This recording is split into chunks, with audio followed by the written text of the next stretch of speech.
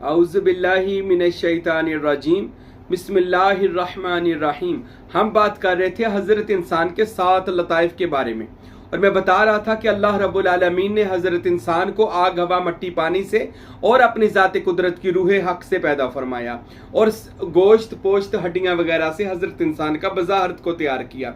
लेकिन हज़रत इंसान को सजदा करवाने की एक वजह थी। वो वजह क्या थी? अल्लाह ने हज़रत इंसान के अंदर 7 लताइफ रखे हैं, मरातब रखे हैं, मुकाम रखे हैं। जो कोई इन 7 मरातब को तय कर लेता है, पा लेता है, इन 7 मरातब के मुकाम और इरफान को हासिल कर लेता है, वो आदम यानी हजरत इंसान मस्जूद मलाइक बन जाता है, खुदा का जलवा बन जाता है, रसूल खुदा का जानशीन बन जाता है। कौन? जो अपने लताइफ पर काबू पा लेता है। पिछले बयान पर मैंने बताया 7 लताइफ है। लताइफ कहते हैं मर्तबे को, मुकाम को। हजरत इंसान के अंदर जो पोशीदा खुदा के खजाने हैं वो 7 हैं। सबसे पहला लतीफ़ा नफसी है, जिसका जहान लतीफ़ा नाफ के, ये जो हजरत इंसान की नाफ है, इसको ये पूरा एक जहान होता है लतीफ़ा नफसी का, जिसको काबू करना है, जिसको लोग कहते हैं हमजाद भी, ये लतीफ़ा नफसी होता है। इसको जो बंदा काबू कर लेता है, अल्लाह उसके लिए दुनिया आसान कर देता है। ये आलम नासूत है। और उसके आगे होता है कल्ब का जहान। जब बंदा कल्ब दिल को कहते हैं, और ये दिल का मुकाम बाईं जानब जो दिल है, इसके नीचे 2 उंगलियां छोड़कर है, ये मुकाम कल्ब है।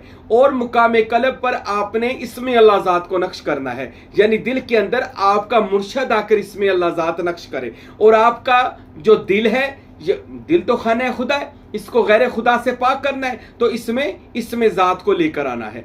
क्योंकि मुरीद के दिल में इसम आता है, मुर्शद के दिल में उसके ज़रफ़ के मुताबिक, खुदा की शान के मुताबिक अल्लाह खुद अपने नूर के साथ उसके दिल में समा जाता है। और उस तार के साथ मुरीद की तरफ, जिसको मुरीदी की तार कहते हैं, निस्बत की तार कहते हैं, मुरीद के दिल को जिक्र से मुनव्वर करता है। ठीक है, ये मुकाम कल्बी है। कल्ब दिल का जहान, इसको पाक करना है और इसम को, अल्लाह के दिल के इसम को अपने दिल वाले घर में लेकर आना है। इसके बाद आएगा मुकाम रूही। इसका मुकाम दिल के बिल्कुल साथ वाला मुकाम है। ठीक है, यहां पर रूही का मुकाम है, पूरा एक नूर की शक्ल है रूही की, और यह मुकाम रूह है। अब रूह क्या चीज है? कुरान कहता है कुल रूह मिन अम्र रब्बी, ए नबी फरमा दीजिए रूह अल्लाह का अमर है। हजूर पाक ने फरमाया रूह अल्लाह का नूर है। एक हदीस में आया रूह अल्लाह का राज है, अल्लाह का। इसलिए तो रूह के बारे में आज तक किसी को नहीं पता चला। बाकी हम साबका अहदनामे पढ़ते हैं, तौरात, ज़बूर, अंजील या कुरान पढ़ते हैं, हमें सिर्फ इशारा मिलता है रूह के बारे में कि रूह राज है, रूह अमर है, रूह खुदा किसी को नहीं पता। ये अमर रब्बी है। अमर कहते हैं हमेशा रहने वाला अमर। रूह को मौत नहीं है। ये बाकी किताबों में भी यही लिखा है कि आसमान पर रूह थी और रूह ही खुदा है, ये बाइबल में लिखा हुआ है। और खुदा को मौत नहीं है, ये मसीह अलैहिस्सलाम कहते हैं। हम गीता पढ़ते हैं तो कृष्ण कहते हैं कि जो इंसान के अंदर आत्मा है, ये जब परमात्मा में चली जाती है तो फिर ये कभी भी नष्ट नहीं होती, खत्म नहीं होती, यानी आत्मा परमात्मा में जिंदा रहती है। हजूर पाक सल्लल्लाहु अलैहि वसल्लम फरमाते हैं कि जब बंदे की रूह अल्लाह में चली जाए, अल्लाह की जात में चली जाए, तो ये रूहुल कुदस बन जाता है। यानी हजरत इंसान के जारी वजूद के ऊपर इसकी रूह गालिब आ जाती है और हजरत इंसान खुदा की रूह से कलाम करता है, खुदा की रूह से शिफा देता है, खुदा की रूह से बोलता है। इसलिए तो कहा गया हमने ईसा मसीह की मदद रूहुल कुदस के जरिए की, यानी हजरत ईसा रूहुल कुदस उनके ऊपर नाज़िल कर दिया। उनका जिस्म जो था, उनका नफस जो था, वो खत्म हो गया हुआ था। इसलिए कुरान ने कहा हमने ईसा मसीह से नफस को दूर कर दिया था और उसके ऊपर अपनी रूह नाज़िल कर दी थी, इसलिए ईसा का लक़ब रूह अल्लाह हो गया। तो रूह को पाक करना है कैसे? कल्ब के जहान से निकलना है, रूह के जहान में जाना है। अब जो बंदा रूह राज़ इलाही, अल्लाह ताला का उस बंदे को राज मिलना शुरू होता है। ठीक है, जब उस बंदे को अल्लाह के राज मिलने शुरू होते हैं ना, उसके दिल में इल्हाम, उसकी रूह में इल्हाम होते हैं, फिर वो रूह जो होती है ना, वो आलमे जबरूत में जाती है। पहला जहान नासूत है, दूसरा मलाकूत है, तीसरा जबरूत है। जबरूत के जहान में रूह जाती है और रूह जो होती है जब ये पाक हो जाती है ना, मुर्शद का दीदार करके, कलाम इलाही सुन के, ये रूह की खुराक है। ये रूह की खुराक है कि रूह दीदार करना चाहती है, रूह कलाम करना चाहती है, रूह मुर्शद की बातों से मामूर होती है, मुनव्वर होती है। इसलिए रूह बेचैन रहती है जब तक अपने यार को मिल नहीं लेती। ये रूह की मोहब्बत होती है। इस रूह को पाक करना है तो हमने अपने मुकाम रूह को एक तो जिक्र करना है, वो मैं आगे जाकर इनके अज़कार आपको एक पूरी डिटेल के साथ बताऊंगा। अभी मैं सिर्फ इनके मुकामात बता रहा हूं और इनके काम बता रहा हूं। जब बंदे पर रूह गालिब आती है, बंदा दीदार का मुश्ताक होता है। अल्लाह मुझे अपना दीदार दे, रसूल अल्लाह मुझे अपनी कचहरी दे दे, ये तब जाके होता है क्योंकि रूह दीदार के लिए बेकरार है। रूह अंदर जब बंदा मुकामे रूह में जाता, लोग कहते हैं हमें कैसे पता चलेगा हम कौन से जान में हैं। जब गुनाह करने को दिल ना करे तो समझ ले लतीफा नफ्सी पार हो गया। जब किसी से मोहब्बत करने को दिल ना करे और दिल करे सिर्फ अल्लाह अल्लाह करे तो समझे मुकामे कल्ब में आ गए। और जब दिल करे कि सब वो ही जात रह जाए, कुछ भी ना रहे, उसका दीदार हो, मजलिस मोहम्मदी हो, बस वो जहान हो, तो समझे मुकामे रूही में आ गए। रूह पाकीज़ा है, रूह पाक चीज का नाम है, रूह खुदा के राज का नाम है। रूह दीदार चाहती है क्योंकि ये आलम है, इसका ताल्लुक आलम जबारूत से। जबारूत कहते हैं आशिकों का जहान, देखने वालों का जहान। रूह देखना चाहती है। अच्छा, रूह के बिल्कुल साथ है मुकाम सिर्री। सिर्री कहते हैं भेद को, राज को, जिसको हदीस में आया अल इंसान सिर्री व अना सिर, मैं इसका राज हूं, ये मेरा राज है। हजरत इंसान के बिल्कुल सीने के दरमियान में सिर्री का मुकाम है। इसलिए तो नबी पाक साहबे लोलाक काली कमली वाले आका मोहम्मद रसूलुल्लाह सल्लल्लाहु अलैहि वसल्लम मेरे और आपके हबीब ने फरमाया, अल्लाह असली इल्म सीनों से फुटाता है, सीनों में डालता है। असली इल्म सीनों से फूटता है।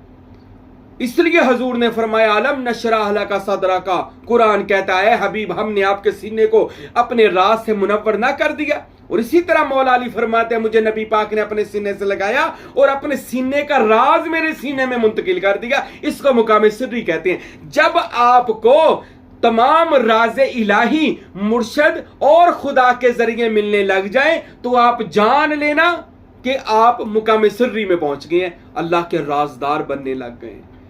अल्लाह आपसे मशवरे करता है रूहानी बातनी तौर पर। अल्लाह आपको कलाम देता है रूहानी तौर पर। अल्लाह आपको हुक्म देता है रूहानी तौर पर। अल्लाह आपको मशवरे देता है रूहानी तौर पर। अल्लाह आपको इल्हाम करता है रूहानी तौर पर। अल्लाह आपके साथ हम कलाम होता है जिसको औलिया ने अलका लिखा है। ये सिर्री के जहान में होता है। और सिर्री के साथ ये जो सिर्री का जहान है बिल्कुल इसके साथ है मुकाम खफी। खफी कहते हैं कि अब जब तुझे सारे राज मिल गए हैं तो अब चुप हो जा बंदे। हजूर पाक सल्लल्लाहु अलैहि वसल्लम की हदीस अक्ले बेदार किताब में सुल्तान बाहू ने नकल की।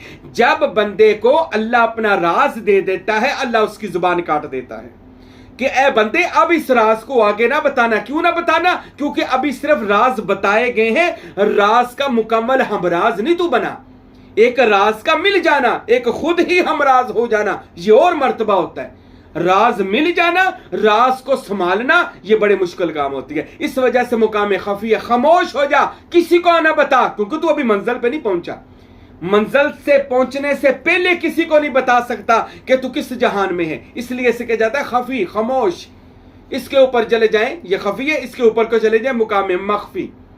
मख्फी कहते हैं कि यहां तक अगर बात जुबान पर लाना चाहता है, यहां तक भी आ गई है तो हुक्म है इसको यही रख, अपनी जुबान से बयान ना करना। मख्फी कर दे, पता भी है तो क्या कुछ नहीं पता, होते हुए भी इनकार कर, क्योंकि अभी तूने उस जहानों को पार नहीं किया। है भी है तो खामोश हो जा, बताना ही नहीं है। अल्लाह कहते हैं यहां पर आकर खामोश हो जाना है। अच्छा, पहले छुपाना है और फिर बताते हुए भी नहीं बताना, होते हुए भी नहीं बताना, दिल करे भी तो फिर भी आपने ये राज नहीं बताना। क्यों नहीं बताना? वजह भी है ना। देखो हम तो इतना कुछ बताई जा रहे हैं तो आप कह रहे हैं जी बताना नहीं है। बताना इसलिए नहीं है अभी मंजिल नहीं मिली, अभी मैदान फतह नहीं हुआ, अभी अरश तक तो पहुंचा नहीं। रस्ते में रोला डाल दिया कि मैं जी इस मुकाम पर हूं, तो फिर वो बंदा कभी उस मुकाम पर नहीं पहुंचता। तो इसके लिए बंदे को क्या चाहिए? मख्फी, यानी सब कुछ छुपा ले अपने अंदर। उसके बाद आ गया मुकाम अखफा, ये माथे का मुकाम, इसको कहते हैं अखफा। यहां पर जब बंदा अखफा पर जाता है ना, बंदे को फिर कहने की जरूरत ही नहीं पड़ती कि मैं कुछ हूं या नहीं हूं, यानी मैं गौस हूं, कुतुब हूं, अब्दाल हूं, कलंदर हूं, नहीं कहने की जरूरत पड़ती। फिर क्या होता है? अखफा के मुकाम पर जाकर खुद ब खुद बंदे से शान जाहिर होती हैं, उसकी दुआएं कबूल होती हैं, वो बाकरामत बन जाता है। अखफा कहते हैं अल्लाह उसको फिर जाहिर करे। जब तू अल्लाह के राजों को छुपाएगा, अखफा का जब ये मर्तबा अखफा का जब आएगा, अल्लाह तुझको मशहूर करेगा, अल्लाह तेरे गीत गाएगा, अल्लाह तेरा फज़कुरूनी अज़कुरुकुम वशकुरूली वला तकफुरून, अल्लाह तेरा जिक्र करेगा और तू खुदा का तू खुद मज़कूर होगा, अल्लाह तेरा जाकिर बन जाएगा। यानी फिर तू नहीं जिक्र करेगा, फिर अल्लाह जिक्र करेगा। ये हदीस से सुना रहा हूं मैं, और ये हजरत इंसान के लताइफ हैं। आखिर पर जो लतीफ़ा ख़त्म हो जाता है, अल्लाह बंदे को मशहूर कर देता है कि बंदा क्या, फिर उसके पास जो मर्तबे होते हैं वो बयान होते हैं। उसके बाद आता है अना, ये मुकाम अना का।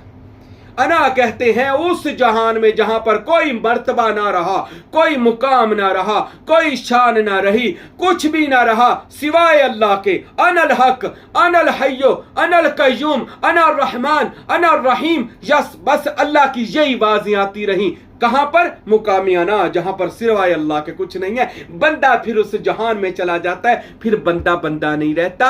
अतम्मल फकर फहुवल्लाह, जब फकर तमाम हो जाता है तो बंदे के ऊपर सिबगातुल्लाह, अल्लाह का रंग चढ़ जाता है। फिर वो बंदा नहीं रहता, नूरे खुदा का नूरी जुस्सा बन जाता है, नूरी हजूरी वजूद बन जाता है।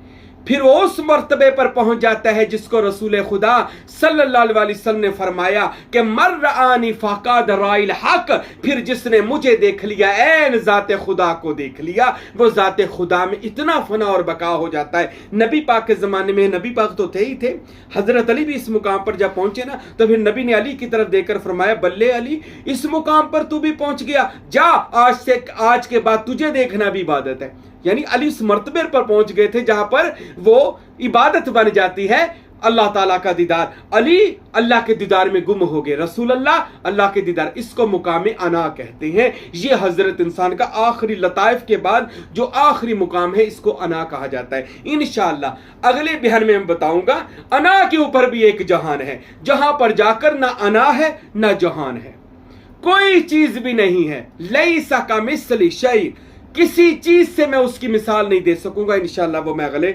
बयान में बताऊंगा, और अगले बयान में इन लताइफ के अज़कार भी बताऊंगा। जिस जिस लतीफे पर मर्तबे पर जाएंगे तो कौन कौन सा जिक्र आपने करना है। अल्लाह मुझे और आपको, हमारे सुनने वालों को, हम सब को इन तमाम के तमाम लताइफ को जिंदा करके इनसे रूहानी और बातनी ताकतें हासिल करने की तौफीक अता फरमाए। वमा अलैना इल्लल बलागुल मुबीन।